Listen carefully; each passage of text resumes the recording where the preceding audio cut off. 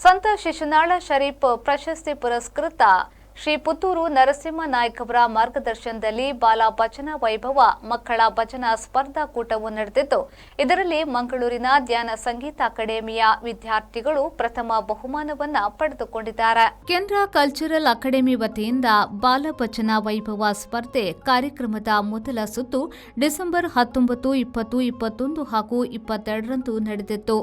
ಇದೀಗ ನಡೆದ ಫೈನಲ್ ಹಂತದಲ್ಲಿ ಬಾಲ ಭಜನೋತ್ಸವ ಭಜನಾ ಸ್ಪರ್ಧೆಯಲ್ಲಿ ಧ್ಯಾನ ಸಂಗೀತ ಅಕಾಡೆಮಿಯ ಬಾಲ ವಿದ್ಯಾರ್ಥಿಗಳು ಪ್ರಥಮ ಸ್ಥಾನವನ್ನು ಪಡೆದುಕೊಂಡಿದ್ದು 50,000 ರೂಪಾಯಿಗಳ ಬಹುಮಾನವನ್ನು ತಮ್ಮದಾಗಿಸಿಕೊಂಡಿದ್ದಾರೆ. ಸಂಗೀತ ಗುರುಗಳಾದ ಅಮಿತ್ ಕುಮಾರ್ ಬೆಂಗ್ರೆ ಅವರಲ್ಲಿ ಈ ಬಾಲ ವಿದ್ಯಾರ್ಥಿಗಳು ತರಬೇತಿಯನ್ನ ಪಡೆದಿರುತ್ತಾರೆ. ತಬಲಾದಲ್ಲಿ ಶುಭಂ ಎಸ್, ಹಾರ್ಮೋನಿಯಂನಲ್ಲಿ ಸಾನ್ವೆ ರವೀಂದ್ರ ನಾಯಕ್ ಸಹಕರಿಸಿದ್ರು.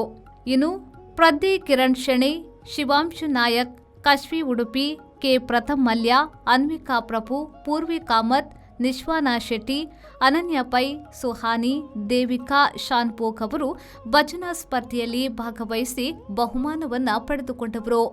पंढरीनाथ महाराज की